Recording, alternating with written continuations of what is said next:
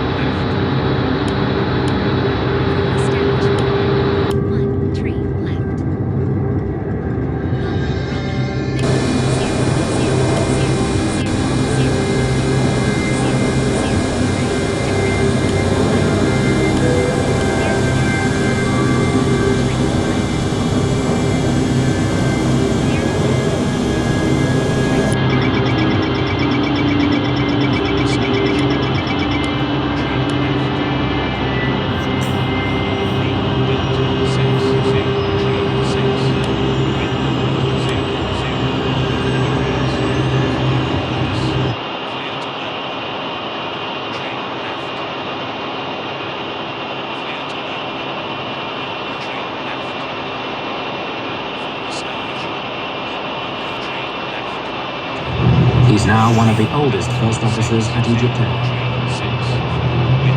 He's so much older than the other co-pilots that out of respect they call him Captain.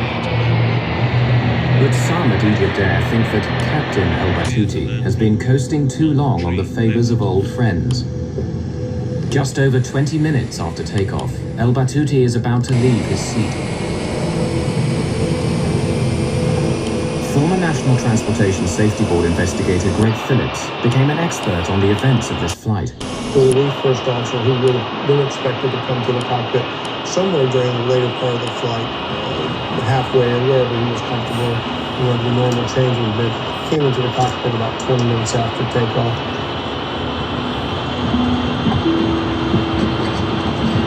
Jimmy, how are you? What is it? What's new? I slept, I swear. Just wait. Let me tell you something. I'm not going to sleep at all. I might come sit for 2 hours and then I slept. I slept. You're not going to get up? You will get up. Go and take some rest and come back. You should have told me this. You should have told me this, Captain Gemma. You should have said, Adele, did I even see you? I will work first. Just leave me unless... The younger first officer seems surprised that El Batouti wants to replace him so early in the flight. I'm not sleeping. So you take your time sleeping, and when you wake up, whenever you wake up, you come back to me, okay? I'll come either way. Come and work the last few hours and that's all? It's not like that. That's not the point. Look, if you want to sit here, there's no problem.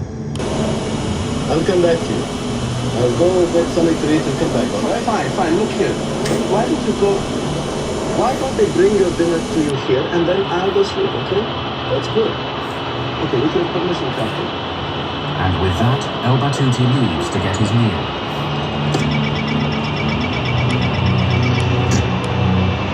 Do you see how he does whatever he pleases? Do you know where that is? Captain El Habashi senses his first officer's resentment and tries to smooth over the situation.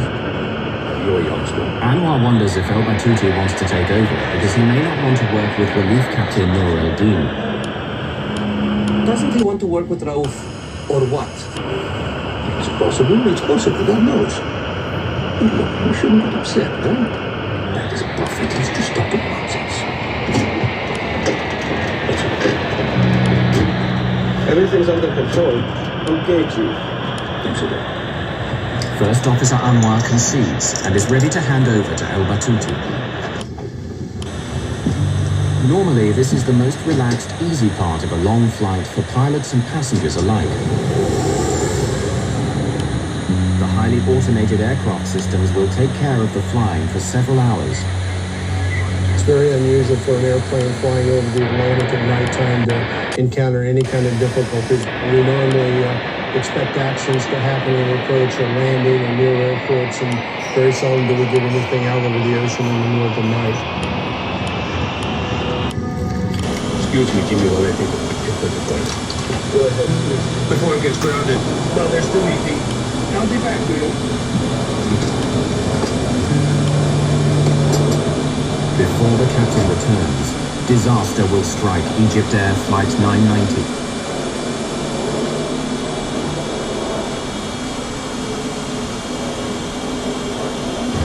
As you push it's very unusual for an airplane flying over the Atlantic at nighttime to encounter any kind of difficulty.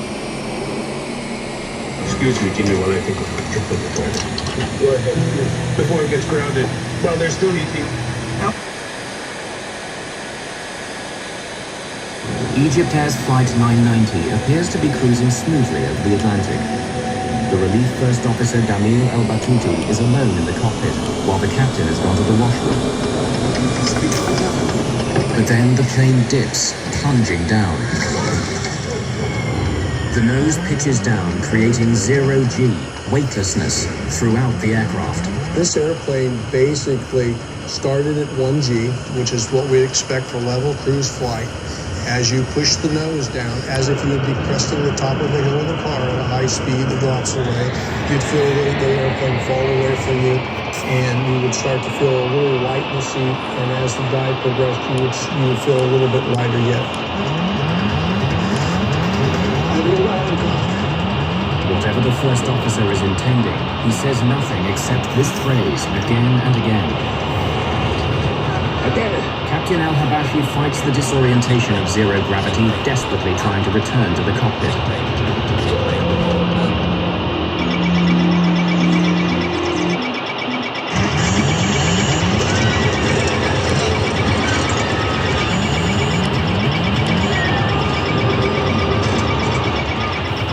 The dive is slowing, back from the brink of the sound barrier. The dive goes on, but the nose is coming up. In just seconds, they go from 0G to double the force of gravity. Captain Al-Habashi struggles to level the plane and pulls back hard on the control collar. The 767's dive begins to slow. Move with me! You shut off the engine. In seconds, the engines stop and the power goes off, plunging the aircraft into darkness. Here, the cockpit voice recorder and the flight data recorder stop. No one knows what happened in the plane during the next 2 minutes, but radar tracks its path. The plane is climbing again.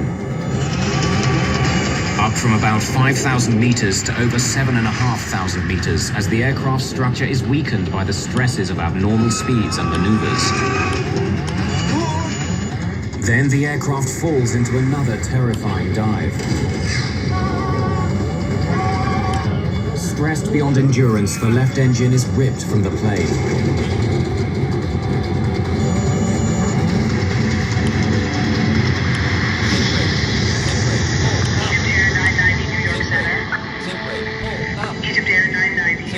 At 1:52 a.m., Flight 990 disappears from radar screens, crashing into the surface of the Atlantic Ocean, some 100 kilometers off the American coast.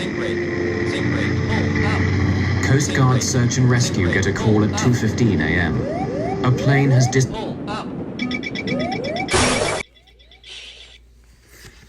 Alright, the plane crashes into the river. Alright guys, and that is it for this video today. Hope you guys enjoyed this one. Make sure to hit the like, subscribe button. See me in future video. See you guys next time. Bye.